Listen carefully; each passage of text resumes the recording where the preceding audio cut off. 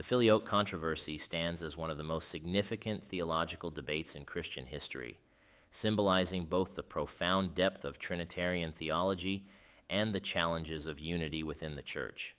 This debate, centered on the phrase "and the Son," Filioque in Latin, concerns the procession of the Holy Spirit and its implications for the relationships within the Holy Trinity. Over time, the Filioque became a focal point of division between the Eastern Orthodox and Roman Catholic churches, reflecting theological, cultural, and political rifts that culminated in the Great Schism of 1054. The origins of the Filioque lie in the development of the Nicene Creed, a statement of Christian belief crafted to combat heresies and articulate the Church's understanding of God as a Trinity. In the early centuries of Christianity, debates over the nature of Christ and his relationship to God the Father posed significant theological challenges. The most prominent of these disputes, Arianism, denied the full divinity of Christ, claiming instead that the Son was a created being subordinate to the Father.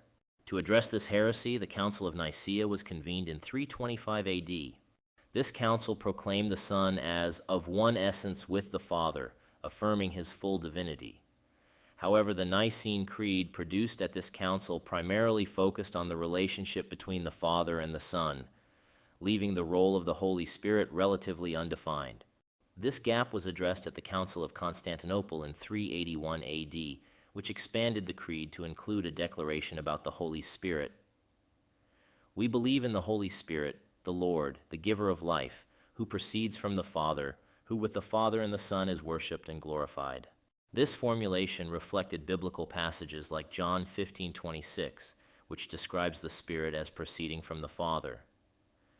The Eastern Church interpreted this procession as directly and uniquely tied to the Father, emphasizing the Father as the sole source of divinity within the Trinity. The phrase "and the Son" was not part of the original Nicene-Constantinopolitan Creed, as formulated at the councils of Nicaea and Constantinople. Instead, it emerged later within the Western Church as a response to specific theological, pastoral, and political needs. The first documented use of the Filioque appeared in 6th century Spain, where the Church faced the theological challenge of Arianism. Arianism, though officially condemned by the early ecumenical councils, persisted among the Visigothic rulers of Spain, who had converted to Arian Christianity. To combat this error, Spanish bishops sought to underscore the equality of the Son with the Father in all respects, including their shared role in the procession of the Holy Spirit. By asserting that the Spirit proceeds from the Father and the Son, the Filioque affirmed the Son's full participation in the divine essence. This theological clarification served as a tool to distinguish Orthodox Christianity from Arianism and strengthen the Trinitarian faith of the Visigothic converts. This emphasis aligned with the Western Church's Trinitarian theology, heavily influenced by St. Augustine, who described the Holy Spirit as the mutual love between the Father and the Son. Augustine's writings provided a rich framework for understanding the unity of the Trinity and the relational dynamics among its persons. The Filioque was formally adopted at the Third Council of Toledo in 589 AD, a pivotal event in Spanish ecclesiastical history. This council not only ratified the phrase but also marked the Visigothic monarchy's conversion to Catholicism, symbolizing the triumph of Nicene orthodoxy in the region. The inclusion of the Filioque in the Creed during this council reflected the practical need for clarity in doctrine and its role as a unifying theological statement within the Spanish Church. From its origins in Spain, the Filioque gradually spread to other parts of Western Europe, particularly the Frankish Empire. The Carolingian dynasty, under the leadership of Charlemagne, played a central role in promoting its use.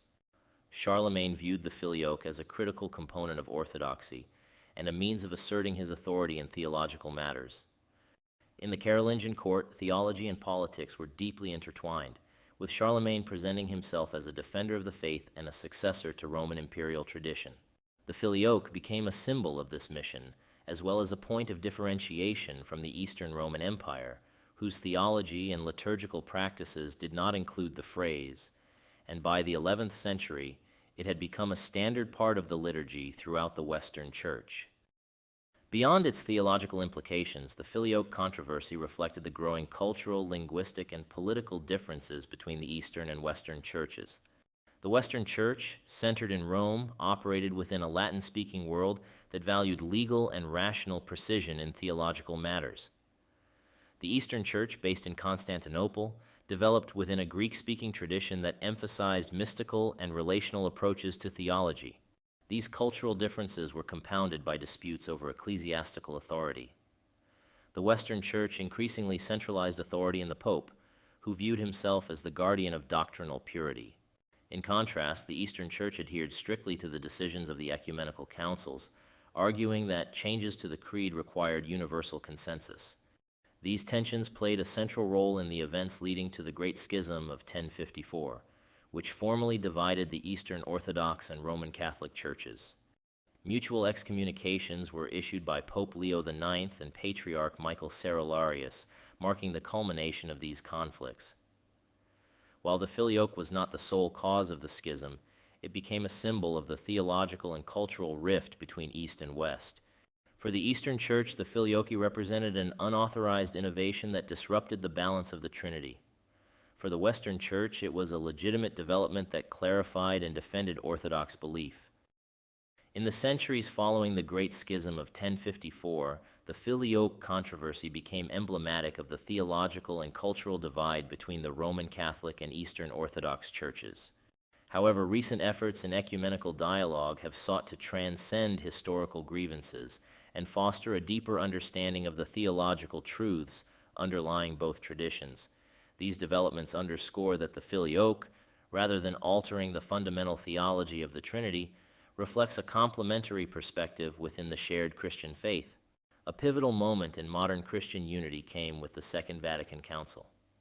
The Council emphasized the importance of ecumenical dialogue and acknowledged the profound spiritual and theological heritage of the Eastern churches. In its decree on ecumenism, the Catholic Church recognized that many disputes, including those over the Filioque, arose from differences in linguistic, cultural, and theological expression rather than core doctrine. Modern Catholic theology emphasizes that these perspectives are not mutually exclusive but reflect different dimensions of the same mystery. The Filioque, in this context, serves as a theological clarification rather than a doctrinal innovation. Vatican II reaffirmed the validity of the Nicene-Constantinopolitan Creed as originally formulated without the Filioque. This acknowledgement was a significant gesture toward the Eastern Orthodox Church, affirming that the original creed remains a true and complete expression of the faith. At the same time, the Council did not reject the theological content of the Filioque, but framed it as a legitimate clarification within the context of the Western theological tradition. Modern developments highlight the shared commitment of Catholics and Orthodox Christians to the unity of the Trinity as the foundation of their faith. Both traditions affirm that the Holy Spirit is fully divine, consubstantial with the Father and the Son, and that the Trinity exists in perfect and eternal communion. If you enjoyed this video, be sure to check out my other content on theology and Christian history. Don't forget to like, subscribe, and share your thoughts in the comments.